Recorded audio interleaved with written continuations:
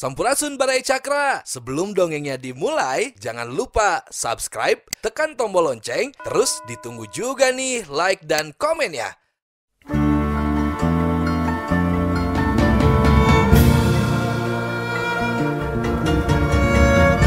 Baraya Cakra, parantos waktosna 80,5 FM Radio Cakra, midangkeun dongeng Sunda Dora-Dori. Simkuring sapara kanca ngahaturkeun wilujeng ngadangukeun.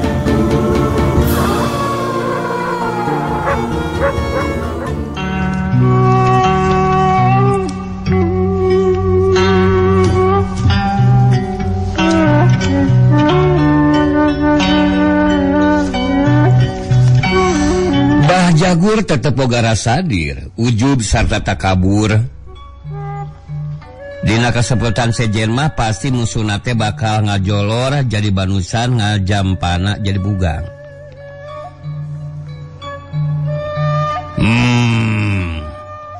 Tekad kaula ge nyakitu Jagur. Kaula moal ngejati pakalangan satungtung andika tacan. Tepak daku sarah bongkokan. Pamajid teh malan. Anu teu kurang-kurang matak nimulkeun nafsu pikeun anu jilawan. Kalawan teu loba omong sabelut we Bah Jagur narajang dina gerakan bagong bayangan, pamajid rikat ngageser nyerong bari leungeunna ngaheat reg mapeg punduk. Tapi leungeun kengkongna Bah Jagur anu curugna nyolotos. Teu beda we ti siung begu rikat nakis anu satruyuna nyuntul rek nobroskeun gerong. Pamajid sakilat mundur bari ngahayukeun tengeulan kedetna dina ulin kari. Tapi siung begu anu hiji deui teh katiten nyuruntul dihanap ngagetruk kana iga burungna anu ngajadikeun pamajid ngacaul nahan ka nyeri. Tiga burung asa potong sarta rarasaan ruirei sarabah ditambah kurasa eungep anu pohara. Tacan oge nyeunghap tengeulan ujungan Bah Jagur geus nyuruntul manten kana mumuncangan. Waktu tadi ngajauh teh suku pamajid ngahalang nuturkeun awakna anu keur doyong ka tukang. Handukna pamajid ngudupruk cecekolanana asa pegat. Heat deui tajongan musuhna dina gerakan runtag jagat salah sahiji bagian tina ulin padingdang ngahakan gadona. Ari jetruk ari celong we pamajid ngaceleng anu saterusna ngajumpalik asepan meunang sababaraha jungkelan. Aya karasana jawayen Bah Jagur mah panas. Memang naogelin pamajid anu baheula, tapi pamajid anu ayeuna mah geus jadi murid Aki Sidik. Kalawan teu sakara-kara maehna geus bisa ngawasai dirina. Jereg-jeg hudang bari ngagedegen awakna teu beda we ti anu keur miceun ka kebul dina awakna. Srog masang kuda-kuda. Ciri anu mandiri yen mahina teh wadalan cibalieur. Ngawangun pasangan gelap ngampar. Sanajan tadi geus kungsi gagal, tapi ayeuna deuk dikombinasikeun jeung hiji gerakan anu memang guguru ti Aki Sidik. Nyaeta jurus-jurus alif anu memang ieu oge geus dipiboga ku Gumilar. Bah Jagur geus bisa naguh kumaha kahebatana ieu pasangan anu ngahasilkeun jurus-jurus anu ngaruntuy 7 nu diwangun ku gerakan leungeun jeung suku. Tapi tetela gerakan lawan teu bisa diungkulan. Anu akibatna Bah Jagur maceleng badogna oge lesot kalaweng ngaragrag jauh pisan ngagorobas ka jero kebon. Sanajan bari lungleng katulengan, Bah Jagur ngagentak hudang bari ngadaligdeug. Sanggeus salembutanana kumpul deui, sabrut deui manehna rajang ngagunakeun gerakan macan maung. atau lancah maung lengan kengkong ayeuna mah anu hubeng hareupeun dadana katempona beuki tambah hebat we kurang-kurang teger mah geus matak saber ngalawananana. Pamaji ngajaga tetep dina pasangan gelap ngampar persis seperti kejadian baheula ngan bedana teh baheula mah musuhna teh ngagunakeun itek hoena ari ayeuna mah ngagunakeun leungeun kengkongna. Tapi sanajan kitu teu buduh hate pamaji nyereret oge sok sieun nasib manehna ayeuna seperti anu eungeus-eungeus. Hiung gerakan lancah mau ngaluarkeun sora teu beda we ti bangsing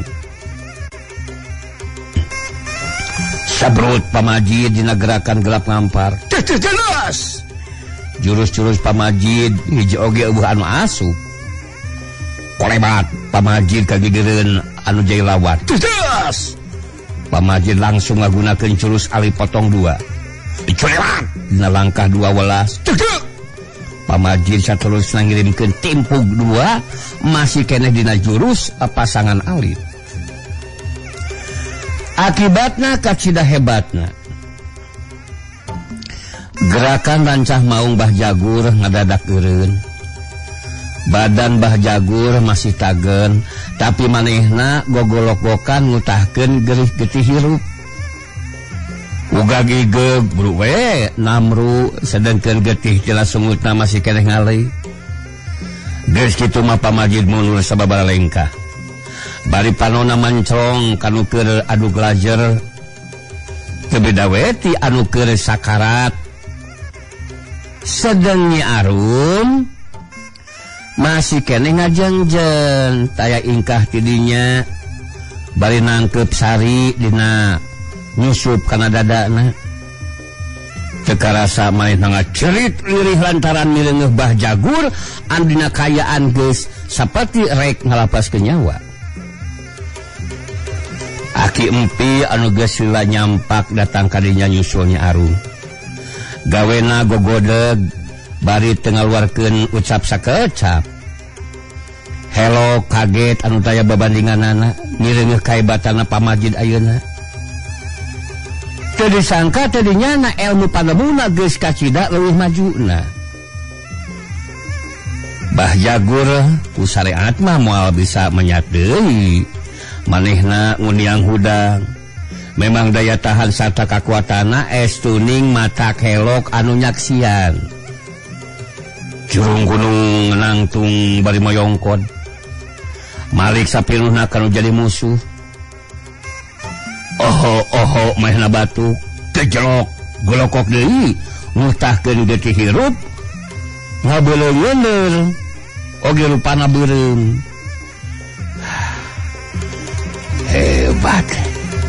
hebat ayeuna mah alika teh Majid Bah Jagur kabasan humarurung anu matak ceuk kaula oge manusa mah eueuh anu punjul Jagur di luhur langit masih kena aya langit teu hade ujub takabur kaula morek papanjangan ngarek nanyakeun jangjana dikamanakeun ku alika teh dikamanakeun pamajid nimbalan lirih anu saterusna manehna nanyakeun wijana. Bah Jagur teh nimbalan sanes sabaraha kali batu bari ngutahkeun di getih kalawan teu disangka-sangka jerat celung manehna luncat ka jero kebon si horeng rek nyokot bedogna geus kitu kolebat celung manehna luncat deui jerat kurubas les we teu kadeuleu jirimna ukur kadenge sorana hawar-hawar.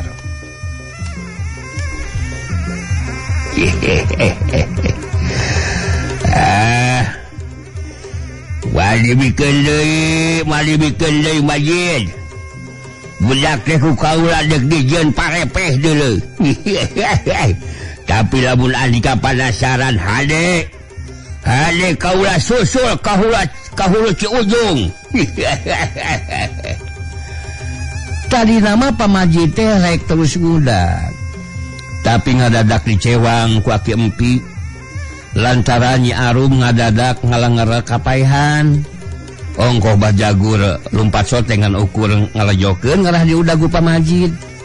Geus mah heg teh nguruyung deui anu saterusna nyulik Nyi Sari. Geus aya kana sajam satengahna Bajagur ngagoler tengah-tengah jumplukan tangkal wawa linian ke jauh ti situ Bagendit. Waktu tadi ngabresas tinggalkeun lembur Cicapar lantaran kasoran ku Pamajid. Manehna teh kebat nguru ka Wanaraja. Terus mengkol ngambah jalan Cinunuk, ngagedi ka Sindang Sari, Bangblas ka Dungus Cili. Terus mengkol ngatuhu anu berasna ka Lembur Gadog, ngaliwatan heula situ Bagendit. Lantaran haita teh beurang keneh ongko di badanna ngarasa ripuh. Manehna mengkol heula ka jero tangkal wawalenian. Batu getihna geus eureun. Ieu teh perbawa ilmu batu karangna anu geus tincak kana tahapan puncakna. Pangaruh tenggelan musuhna anu matak materi teh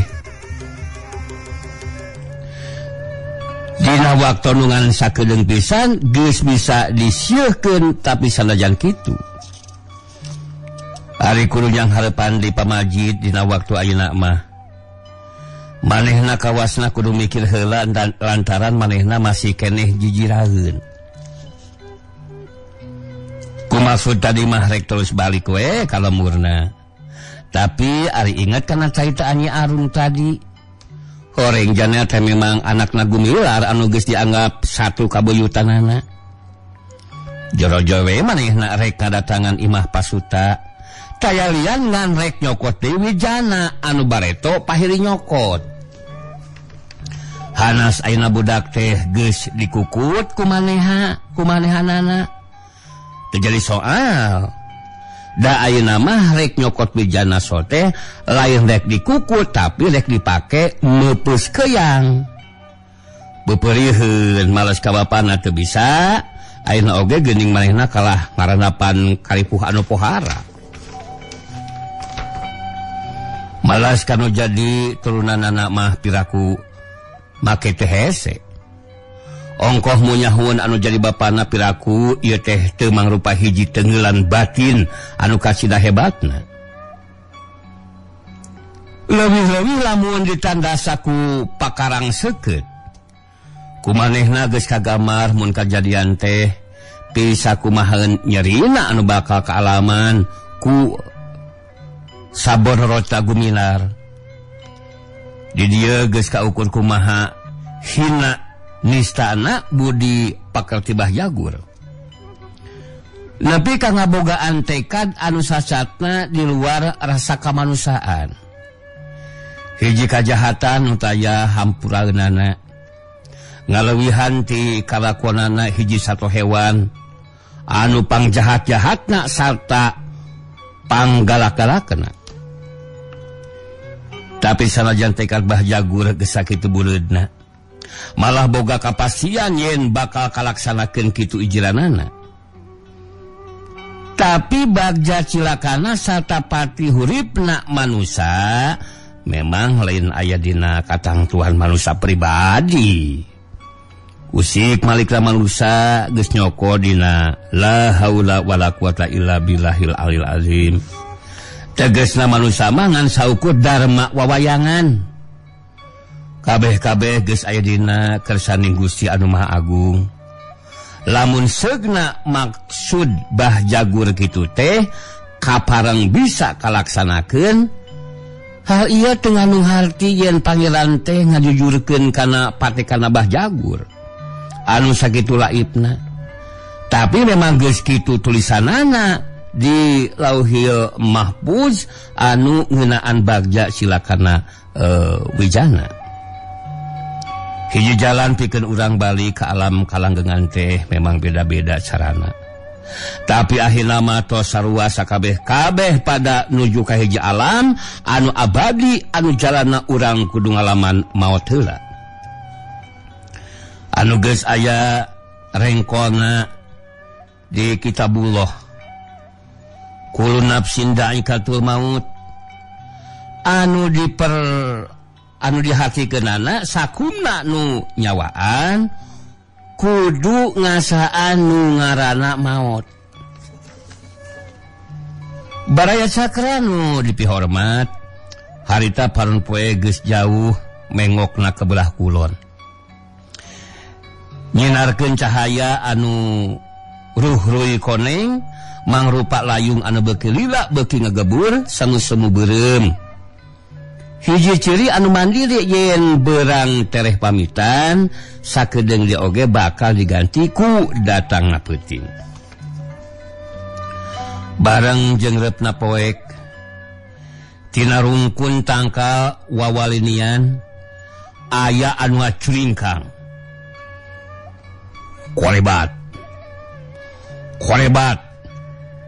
mapa jalan anu berasna kalemur tayalian bah jagur anu geus gilik pategadanana yen rek ngiwat wijana rek dikakaya malah dek disampurnakeun pisan pikeun muaskeun hawa nafsuna minangka mulangkeun ka nyeri kanu jadi bapana. Malah mun aya waktu mah di mana maksudna geus bisa dilaksanakeun kakara budak teh rek dipulangkeun ka nu jadi kolotna. Anu geus tangtu lain dina kayaan beleger hirup keneh. Kakara oge nincak lemur kalawan teu kabireungeuh ku bah jagur aya hiji jelema anu nguliwet kana tukangan tangkal muncang anu telian ti Kidarma anu harita reka susukan mireung hae jelema anu lumaku dina lain mangsa oge kabireungeuh rigigna lain urang gadog Darma jadi timbul kasolidanana komo barang mireungeuh potongan badana baku namah mireungeuh leungeun katuhuna anu semu-semu bengkung kawas anu kengkong rasa curigana beuki nganelan lantaran tetela sanajan harita geus poek tapi manehna geus bisa ngira-ngira naha saha ieu jelema teh anu sanyana reka susukan jadi tulus kuliwed curingkang Darma nuturkeun tapi kakara oge sababaraha rengkah bah jagur memang ngabogaan panca indra anu kacida sekeutna rekat maehna malika tukang anu hal ieu oge ku Darma geus kanyahoan maehna oge ngagentak nguliwad ka tukangeun ki hujan tapi panon bah jagur anu awasna alah batan heulang ruyuk manehna teu kapalingan satageus tagwe dina hatena yen saha jalma anu nuturkeun curiga bisi aya urang cicapar gajeng we mana luncat kabeh tengah supaya laluasa bisi kudu ngadeg rarempon gorowok solona nyentak sanajan teu pati tarik tapi jelas kadenge ku Darma gade nutulkeun sata sasalingkeran baraya nyada nikah lalaki mah coba gerak keluar Darma anu memang geus ngarasa kumaha kahebatanna ieu jelema anu memang ku urang gadog mah geus dianggap hiji culik anu kacida matak ngabayakeunana maehna henteu sologoto gana-gana wani nyampeurkeun ngagentak maehna lumpat ka tengah lemur bari gogorowokan culik datang deui oi culik datang deui culik datang deui urang lemur ieu culik datang deui hati-hati atuh lain di bah jagung rasa reuaseunana sarta teu kira-kira gemeseunana dumeh taca naon-naon geus direbutkeun diculik-culik sagala teu anta parah diseaka jelong we ngudag ki Darma dina waktu ngan sacoelatna keur Darma geus kasusul Teloba tatanya deui hiuk we bah jagur ngulangkeun panimpugna maksudna mah rek mapagpunuk. Tapi goreng-goreng oge Darma teh murid Pasuta. Seutik we geus ngarasain aya angin anu nyamber kana punukna, geus cope dina hatena yen ieu jalma anu keur ngagebleg di tukangeun teh pasti rek ngirimkeun paneungeul. Tapi teu nyana carita keneh.